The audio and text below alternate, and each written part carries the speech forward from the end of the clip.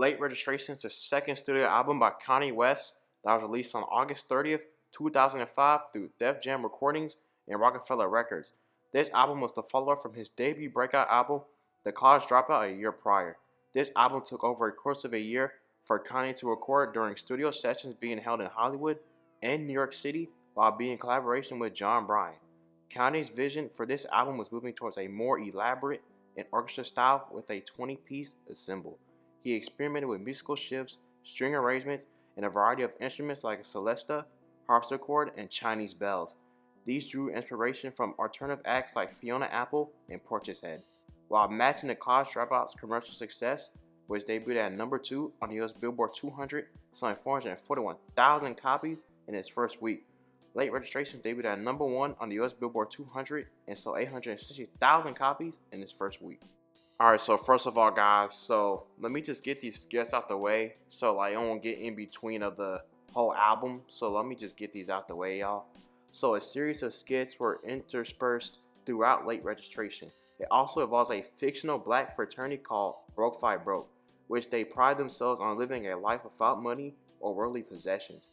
Kanye's character joins in on it before getting expelled from the fraternity due to him making cash from beats on the side, eating meals every day, buying new clothes, and taking showers. Also, D. Ray Davis voiced the intro for Wake Up Mr. West, which the same line was used as a lyric for the song Good Morning on Kanye's third studio album, Graduation. I thought the intro was pretty funny, and the catchy line saying, "Wake up Mr. West," which would transition over to Heard 'Em Say featuring Adam Levine. First track of the album is Heard 'Em Say featuring Adam Levine. This song has samples by Natalie Cole's Song That I Used to Love with a subdued instrumentation which includes keyboards and piano chords, and Candy Maker by Tommy James and the Shondells with the sampled drums. It contains a lullaby tone as well as R&B chorus and elements of art rock. Kanye speaks about the socio-economical issues besetting the African American community while reminding the listener to appreciate the present. This song also highlights the condition of those in poverty watching images of rappers flaunting material goods on television, and it deludes them into thinking that wealth and fame are closer than they actually think. In the lyrics, it shows West's gratitude for being alive, brutal honesty, and faith in God. There's a line in the song that references his faith, and Grant, keep praying and keep believing in Jesus, and one day that you see him. Also, West and Levine developed a friendship sitting together on a flight to Rome. Kanye played an early version of the track on his iPod, and Levine recalled that Kanye was rhyming over the track and that he himself had written a perfect hook for it. Levine also stated that it was one of those natural collaborations when you're so excited because it's all very pure and very easy. Now, I'm not gonna lie to you guys, like this song is so catchy, man. Like that hook that Adam Levine did, like it's so fire, bro. Like, come on now. Love tomorrow today. Nothing lasts forever, but be honest, babe. Like, come on, bro. Like, that hook was just amazing. Like, the collaboration they did on the song was just amazing overall. Like, in my opinion, it's just the best, man. It's very iconic. The next track on this album is Touch the Sky, featuring Lupe Fiasco. And this is another one of his most iconic hits, produced by Just Blaze. And it marks the career debut of Lupe Fiasco. This stands out as the only song to not include production by Kanye on the album. This song includes a slow sample from the Curtis Mayfield song, Move On Up. The lyrics center around Kanye encouraging others to have as much confidence in themselves as he does. This song was met with universal acclaim from music critics along with Fiasco's appearance gathering praise from the majority. Initially, Lupe Fiasco didn't want to feature on the song due not to feeling the vibe of the song at the time. His partner persuaded him to do the song, which he ultimately agreed on a collaboration with West, on which he stated, "From there on, we just kind of clicked up and kept it moving up till this day." Can y'all just imagine if he wasn't on that song? Like, he did his part in that song. Like, this song is really, really iconic. Like, imagine he'd even agreed to this now, you know, like, greatest song, like, on the album, like, one of the hit songs, man. It's just crazy to think about stuff like that. You really just gotta think to yourself, like, imagine if he wasn't on this song, you know what I'm saying? The third track on this album is Gold Digger featuring Jamie Foxx. Oh boy, man. Talk about a song, man. I got more to say on this one. But let's get right into it, man. My bad. I just had to say that, man. I was in my moment, you know? This song samples Ray Charles' I Got a Woman from 1954 by the main lyric line, "She give me money when I'm in need." You know the chorus. Jamie Foxx goes into detail on how he was taken by a gold digger, while Kanye raps about the behaviors and characteristics of a gold digger, but playfully refuses to call the woman out into question. This song topped the US Billboard Hot 100 at number 1, becoming Kanye's second number 1 single.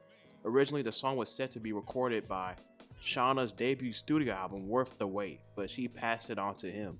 The chorus of the song was written from a female's point of view, but Kanye had to reuse a verse from his unreleased track, Drop Dead Gorgeous, and penning a new verse shortly before the release of the song. Man, would you talk about a song that ages so well with today's time, man, when it comes to women or certain women using men for like money and stuff, bro? But that's another topic for another video for another day, man. But honestly, this song is really catchy just by the beat alone. Like, nah, we don't need get down, girl. Go ahead, get down. Like, that part, yo, like it just goes hard, yo. Like I can listen to this song. I'll listen to it from time to time though. Something I wouldn't listen to all the time, but when it is that right moment, like it's a banger. The fourth track on this album is Drive Slow featuring Paul Wall and GLC. The song features a sample of Hank Crawford's cover version of Wildflower. The lyrics of this song speaks on car culture by using a metaphor discussing people's fast-paced lifestyles and gives warnings of certain dangers. West originally wanted MIA to appear on the track, but she opted out due to a busy schedule. The song was also included on Paul Wall's debut studio album, The People's Champ.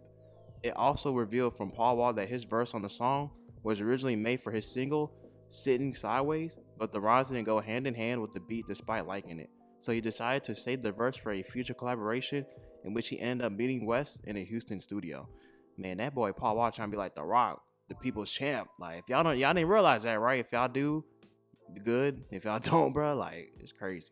But yeah, I just had to get that out there. But anyways, back to the topic at hand.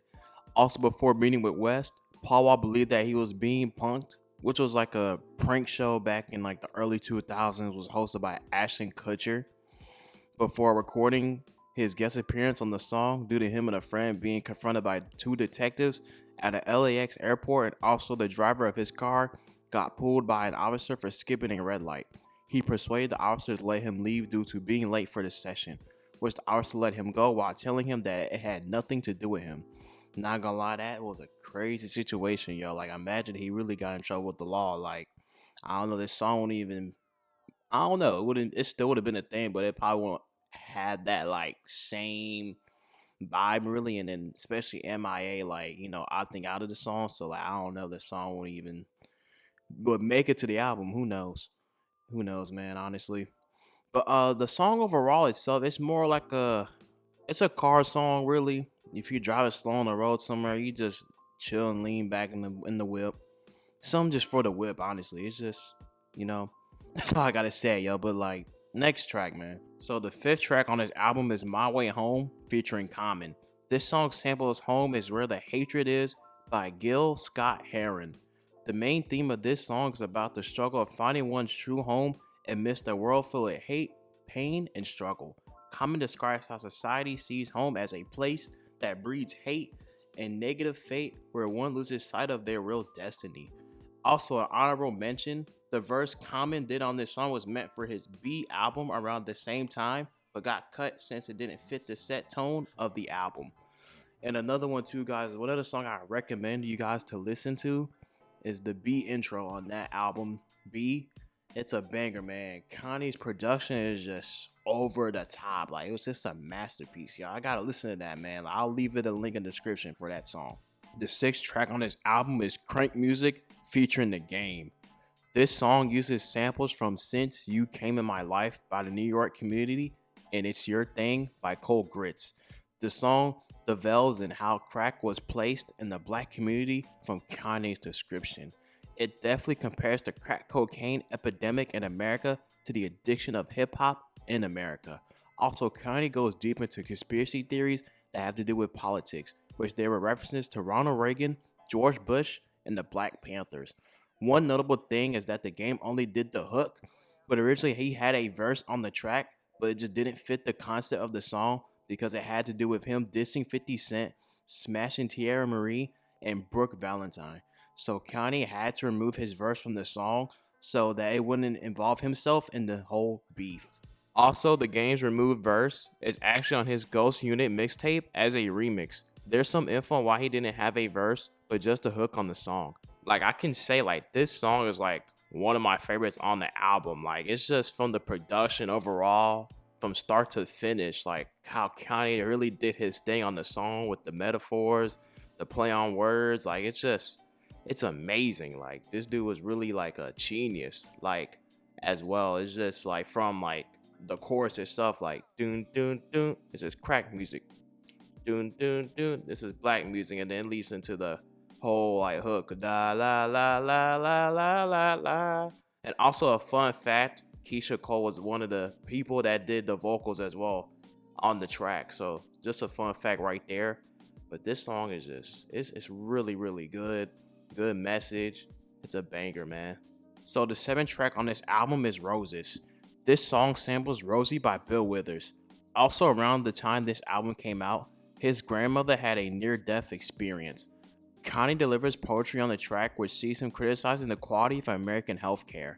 There's also a line in the lyrics that Kanye says in the second verse of the song saying, "Cause with my family, we know where home is. So instead of sending flowers, we're the roses." Definitely a great quotable in the song, which definitely stood out to me. Like, that line over there just like hits different on so many levels, y'all. But it's a great message. It's a good song, but it's just something I want to listen to like all the time, like personally. But it's just suited for the album. The 8th track on this album is Bring Me Down featuring Brindy. This song has a good positive message behind it, especially with a great chorus sung by Brindy. There's some good lines on this track when it comes to haters, those not being around when you need them the most, and those who try to shoot down your dreams. I'm gonna read a line right here from the song. You see, if you ever want to ever be anything, there'll always be somebody that'll shoot down any dream. There'll always be haters. That's the way it is. Hater dudes marry hater women and have hater kids. And everybody wants to run to me for their single A. It's funny how these whack dudes need my help. Wasn't around when I couldn't feed myself. Like, this song right here, like what I just read, like it's so relatable, man, because I've been through like similar experiences to that. Like, when you need people to be around you and they're not there when you're at your lowest, bro. Like, but when they want to come around when you're at your highest, like, you know, like it's so relatable, man. Like, it's just crazy. You have haters too, and like as well. Like, this is the song you would play like if you need like if you have downtime or you're not like really at your best. Like, you just gotta put this on, you know what I'm saying? Good song though, but you know, it's something I would not like play every day. The 9th track on this album is Addiction. This song samples My Funny Valentine by Etta James. Kanye raps about his addictions that come along with fame like money, girls, and marijuana. In the song, he convinces a girl to have a threesome with one of her friends. He mentions it in the lyrics here. You said, if you ever she would be the one, huh? I mean you, her, and me. This song is not bad in a way, really. Like, you know, it's cool. I like the little beat to it too, and the samples being used in this song. But you know, that's not really much I can say on this song. It's not bad. It's not like one of my favorites, but it's okay for what it is. The 10th track on this album is Diamonds from Sierra Leone featuring Jay-Z. I know there's 2 versions. One was just Kanye. This is the remix with Jay-Z. But the difference in these tracks is the remix version references the deaths of many civilians and diamond mines, while the original one talks about when Kanye linking Sierra Leone's civil war to the jewelers trade. Also, Kanye mentions Dame in the song, in which Jay-Z has an ongoing feud with Dame Dash around that time, which is like plenty of videos still currently till this day of their beef. The 11th track on this album is We Major featuring Nas and Really Doe. This song has an interpolation of Reasons Live by Earth, Wind, and Fire. The extended raps on this song are a spiritual exaltation of generational and personal success. Nas really snapped on this feature, I'm not gonna lie. He really did snap. This song is pretty solid. I'm not gonna lie. Not much to say on it. Pretty solid song. The 12th track on this album is Hey Mama. This song contains a sample from Donna Elise, Today Won't Come Again. Kanye pays tribute to his mother, Donda West. It goes on about how his mother supported him through his dreams of music, even from dropping out of college completely. His mother played a big role with her involvement in his career, which Kanye spoke about here. She always kept me around music and was also my first manager. According to Kanye, she cried on the first listen of this song. Kanye had revealed that this song was made back in 2000 and it was already saved for this album. Like, my thoughts on this song overall, it's a very sad song. It's very suited for this album, but it's just something I wouldn't go back and listen to, really, in my personal opinion. But honestly, this song is very sad and very positive about his mom. Basically, the whole thing is about his mother being supportive. Like, you will see that through that Genius documentary that Kanye had on Netflix like a couple of years back. Like, y'all should have seen like how supportive she really was in his life. Like, even he didn't go to college, she still supported him no matter what. It's just sad that like when he made this song and then like a couple of years later, like she like passed away, man. It's crazy, man. It's really, really crazy though. It's sad. And it really affected Kanye big time. Like, his whole change, the music that he made from this to like it's insane, man. That's all I gotta say, yo. The 13th track on this song is Celebration. It contains a sample from the 1975 KG song Heavily Dream. This song represents sex, alcohol, and glamour. The song itself has a very soulful twist on things. It's not a bad song. I love the instrumental on this track. Not much I can say on it. It's a good production. The 14th track is Gone, featuring Consequence and Cameron. It contains samples of Otis Redding's version of It's Too Late. Kanye speaks about abandoning fame and moving elsewhere for seeking a simpler life. The whole theme of the song makes perfect sense since it's about him being gone from the fraternity, the limelight, and the collegiate themes in his albums in which he graduated. Y'all see that, man? I'm trying to tell y'all see the whole theme, and it leads into this next album 2 years later. Like, isn't that crazy? The storytelling of this is amazing, dude. And this is definitely my favorite song on this album too. Like, dude, Kanye's last verse on this song, bro, it's just top tier, yo. It's just goated, bro. Like, he just went off on the last verse. And also, I love the violin in this song. I love the instruments on this song, and the sample too is just goes so well. Like, it's a very, very good song. Like, I'll have it on repeat. And the last track on this album is Late. This song uses the sample I'll Erase Away Your Pain by the Walnuts from 1970. The story in the song makes complete sense, since basically it's about not being on time for class, certain events, and occasions. Also, it shows that Kanye just comes in whenever he feels like it, or he'll try to make it there if he can. Alright, so here's my backstory on this album. So like a few days ago, I was just scrolling through like my phone, and I was in my mind about like, oh, what song should I listen to? Like, I should listen to something old, like an album. I need to check it out. But this album came into mind. I gave it a listen when I was at home, when I was driving in the car. Like, that helped too as well. But like, it was a very enjoyable listening experience. Like, I really enjoyed this album. Like, this was like a great album to listen to, honestly. It just had a good message, and it shows about like the rise of Kanye West. Like he was on the rise at that time too as well. So like, definitely it's a different Kanye from like we have now. But like, I was only like 3 years old when this album actually dropped. I'm 21 years old. I'm very, very young, man. I'm trying to like figure out the rap game and like more on stories and stuff, and like just dug in deep into this rap stuff, man. But this was a very enjoyable album, man, and like, this is so cool to do this. I had fun really doing research. Like, I learned a lot from this album, just everything as a whole. Even though some songs didn't have much research on or like any backstory, my bad on that. Like, any track, some tracks did, some tracks don't. Even though some tracks did have some backstory, I didn't really want to like go into it too much. Like, I don't want to make this video like extremely long as well. And like, but it was very fun to do, and it was cool to do as well. I hope y'all enjoyed it yourselves, man.